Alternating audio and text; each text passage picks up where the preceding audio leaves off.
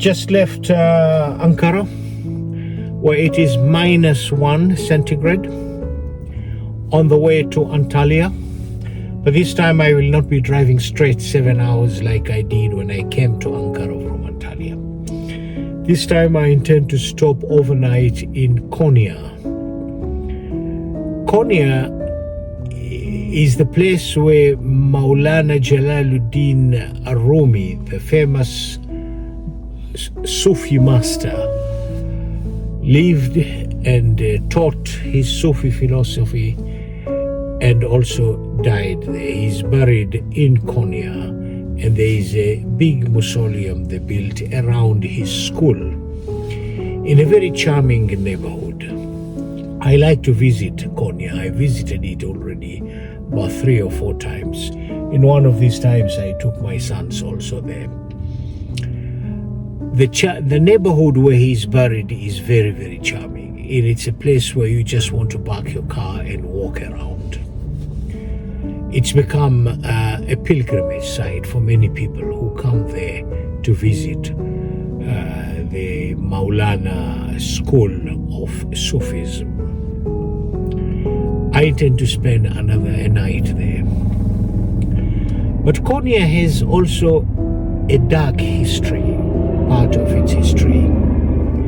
It is also the place where Kanuni Sultan Suleiman, who was the longest ruling sultan of the Ottoman Empire, ordered the execution of his crown prince, Prince Mustafa, his eldest son. It was part of a palace political fight between Mustafa and Kanuni Sultan Suleiman's wife Hurum, who was the stepmother of Mustafa, who herself feared that once Mustafa took power and became sultan, he will order the execution of her, that is Hurum's own sons, because it was the tradition of the Ottoman sultans at that time. When a new sultan takes over, he orders the killing of his brothers to prevent any contest, any rebellion against his rule from his brothers.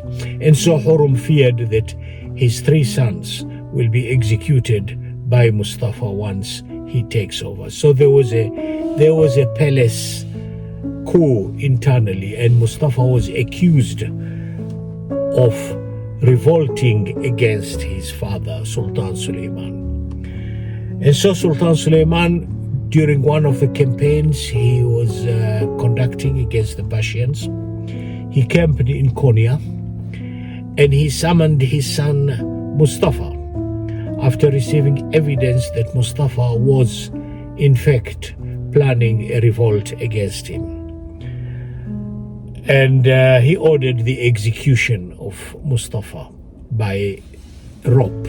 It was the way that princes and ministers of the Ottoman dynasty were executed. The commoners were executed by the sword, but ministers and princes were executed by a rope pulled by hangmen around their necks.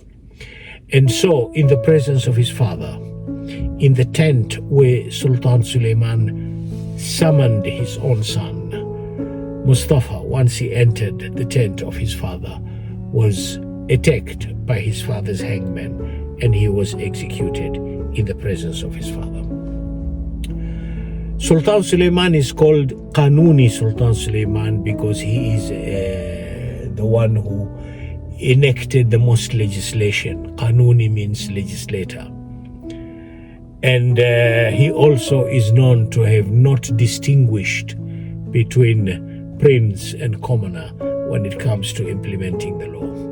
And so we can see here, when it was evident to him that his son was planning a revolt, that he ordered his execution.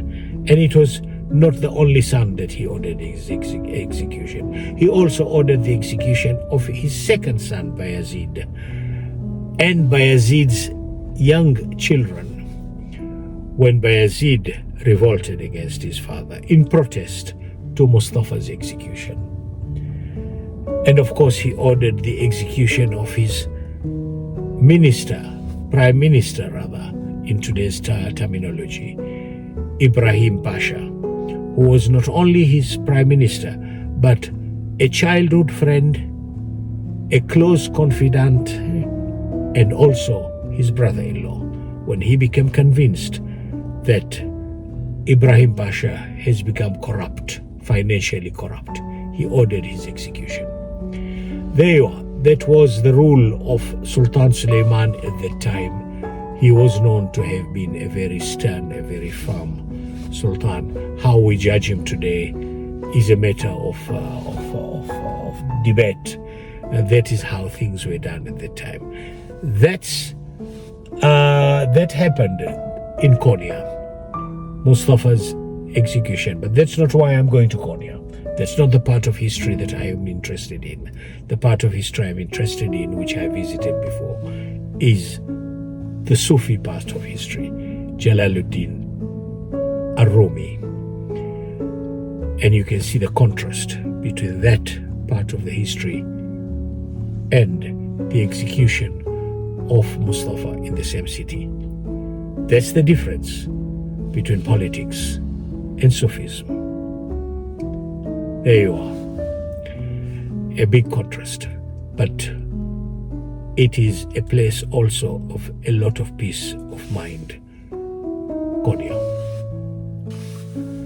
And Konya offers both the contrast of that part of its brutal history, of that particular incident, but also the serenity of Sufism that is more remembered more in Konya, and Konya is identified more with that than anything else. See you in Konya.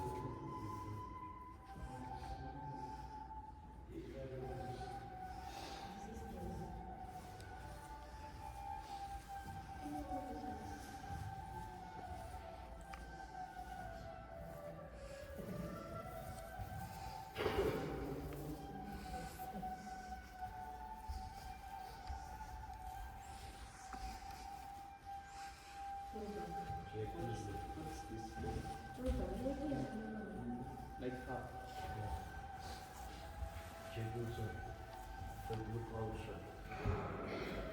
No, it's like little Quran. It's not a problem. You can't hold right now. I got to. Machine maybe not.